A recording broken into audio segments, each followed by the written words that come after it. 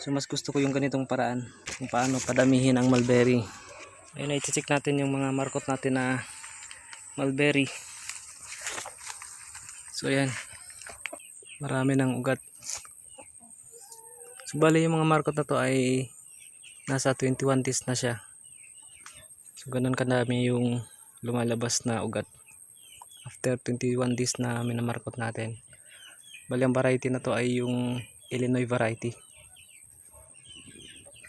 Yan o.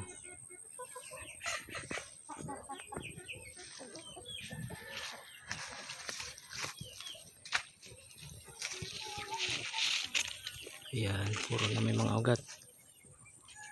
Ayan.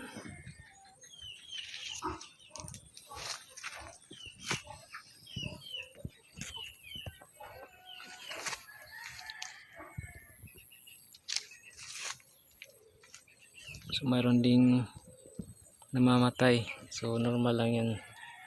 Kasi hindi naman lahat mabubuhay. Bali compare doon sa cuttings na ginagawa natin pag papaugat ay mas marami yung mas maraming mamamatay sa cuttings compare sa markot. So mas pipiliin ko na ganito yung paraan paano magpadami ng mulberry. Kasi sigurado na siyang mayroong ugat at pwede na itong idiretsong pagtanim kasi buhay na yung markot. So, kaya na itong mabuhay kahit putulin na natin.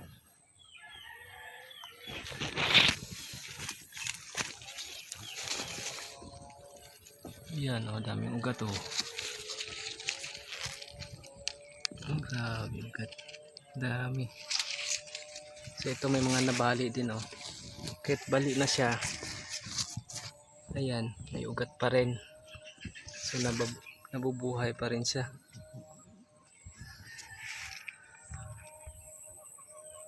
Ayan.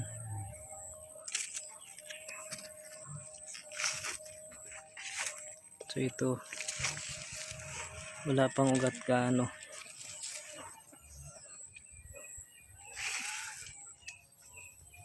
Ayan oh, kahit mga bali. At least sigurado naman siya na magkakaroon ng ugat. Ayan.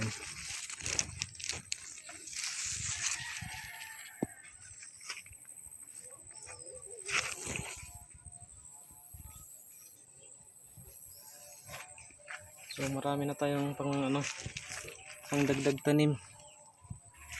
Ginawa ko to kasi nung unang paraan ko na ginagawa yung cuttings.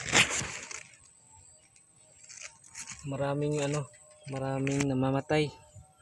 Kahit nagkakaugat na siya sa binabaging. Paglipat mo naman sa tinataniman mo, possible pa rin na mamamatay siya. So dito, nag-try ako nito na magtanim diretso. Nabubuhay agad. Kasi marami na siyang ugat. So yan.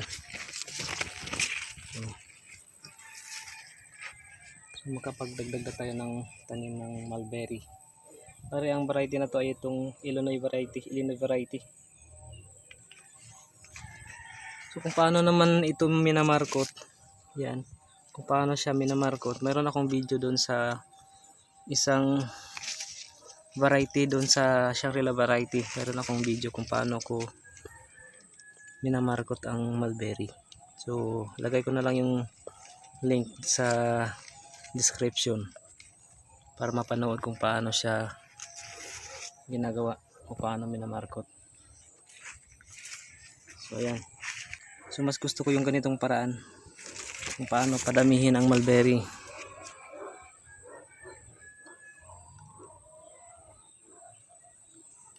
So maraming salamat po sa panonood.